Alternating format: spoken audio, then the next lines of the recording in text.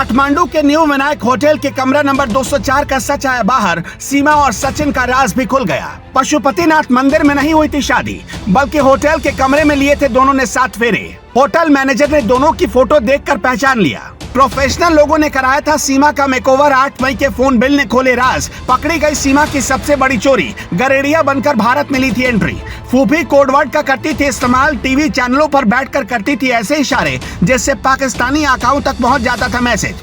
IB ने खोले राज तो फिर से नस काटने लगी सीमा। लखनऊ में पकड़ा गया जासूस। रोते और चिल्लाते कटी सीमा की रात। सीमा हैदर और सचिन मीणा पर बहुत बड़ा खुलासा हुआ है। ये खुलासा नेपाल से जुड़ा हुआ है। नेपाल के काठमांडू में न्यू विनायक होटल के कमरा नंबर 204 में मई के महीने में क्या हुआ? जी हाँ, मार्च के महीने में नहीं बल्कि मई के महीने में ही सीमा हैदर नेपाल पहुंची थी। कमरा नंबर 204 में बंद कमरे में दोनों ने शादी रचाई और इसका गवाह खुद होटल का मैनेजर बनाए।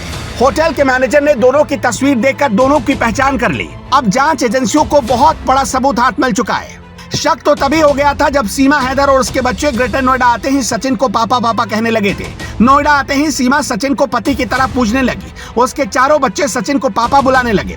अब तक पाकिस्तानी खुफिया एजेंसी वीवीआईपी और हाई प्रोफाइल लोगों को हनी ट्रैप में उलझाती रहती थी, लेकिन अब की बार उसने नया पैतरा चला। सीमा भारत आई। सचिन से शादी हुई या नहीं किसी ने देखा तक नहीं, बस दोनों दावा करते रहे। सीमा सचिन से शादी का अगर लीगल डॉक्यूमेंट बना लेती तो वो भारत की नागरिक बन जाती। ऐसे में सचिन की प्रॉपर्टी पर दुश्मन देश के जासूस का कब्जा हो जाता। किसी तीसरे शख्स की मदद से पूरी तैयारी के साथ सीमा को भारतीय सीमा में दाखिल करवाया गया। सीमा ने बाकायदा पूरी तैयारी के साथ अपना ड्रेसअप इस तरीके से किया था कि वो ग्रामीण भारतीय महिला लगे, ना कि बाहर देश की महिला। नेपाल भारत की सीमा की सुरक्षा एसएसबी के जवान करते हैं। सीमा पर हाई रेजोल्यूशन कैमरे लगाए गए जहां से किसी का भी बच पाना नामुमकिन है, लेकिन वहां के सारे वीडियो फुटेज खंगाल लिए गए पर सीमा सचिन नहीं मिले। ऐसी आशंका है कि गरेड़िया का वेश धरकर सीमा और सचिन दोनों बॉर्डर को पार कर गए। बच्चों को भी इस हिसाब से गेटअप दिया गया जिससे किसी को भी शक नहीं हुआ और सीमा सचिन भारत में दाखिल हो गए। सीमा हैदर के मामले में यह सबसे हैरान करने वाला खुलासा लखनऊ से हुआ है, जहां सीमा का एक बड़ा राजदार पकड़ा गया।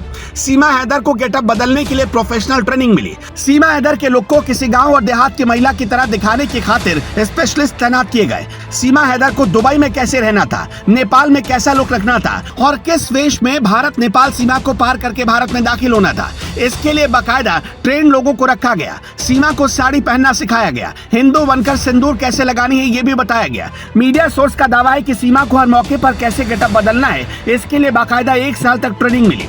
सीमा को दुबई तक पहुंचना है और दुबई से नेपाल कब जाना था ये भी पहले से तय था। भारत आने से पहले सीमा ने 70,000 पाकिस्तानी रुपयों में एक मोबाइल फोन खरीदा। जरा सोच कर देखिए, जो खुद को गरीब बताती है उस महिला के पास 70,000 रुपए कहां से आए। यूपी एटीएस के अधिकारियों ने सीमा हैदर से यह भी पूछा कि क्या तुम कोई कोडवर्ड का इस्तेमाल करती थी। पूछताछ में एटीएस ने सीमा हैदर से जब पूछा कि क्या उसने कभी फूफी और फल जैसे कोडवर्ड का इस्तेमाल किया। दरअसल पाकिस्तानी खुफिया एजेंसी आईएसआई के कामकाज की कोड लैंग्वेज में फूफी उस शख्स को कहा जाता है जो अपने देश से जुड़ी जानकारियां आईएसआई तक भेजने का काम करता है।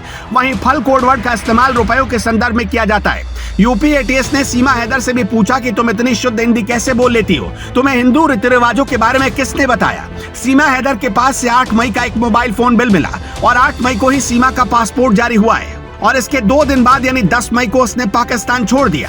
भारतीय खुफिया और जांच एजेंसियों की जांच के दायरे में अब ऐसे एजेंट पर भी नजर है जो इस तरीके की खास तैयारी करवाते हैं। भारत में अवैध तरीके से लोगों को घुसवाने में मदद करते हैं। खुफिया सूत्रों के मुताबिक भारत नेपाल सीमा पर 13 मई को सीमा हैदर और सचिन के भारत में एंट्री के दावों की सच्चाई की पड़ताल की जा रही है। 20 घंटे से ज्यादा की पूछताछ में और भी कई बड़े खुलासे हुए। एटीएस ने सीमा हैदर से जानना चाहा कि 4 बच्चों की मां सीमा हैदर खुद को पाकिस्तान के छोटे शहर से बताती है, लेकिन पबजी गेम में दिन भर व्यस्त रहती है, कैसे, और 70,000 का फोन उसके हाथ कैसे आया।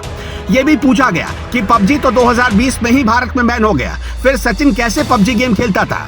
5वीं पास मिडिल क्लास घरेलू महिला एक तो नहीं 2-2 पासपोर्ट क्यों रखेगी। अपने 4 बच्चों को छोड़कर सचिन से मिलने नेपाल कैसे चली आई। यही नहीं, दूसरी बार सीमा पाकिस्तान लौटी तो अपने 4 बच्चों के एकदम नए पासपोर्ट कैसे बनवा कर लौटी।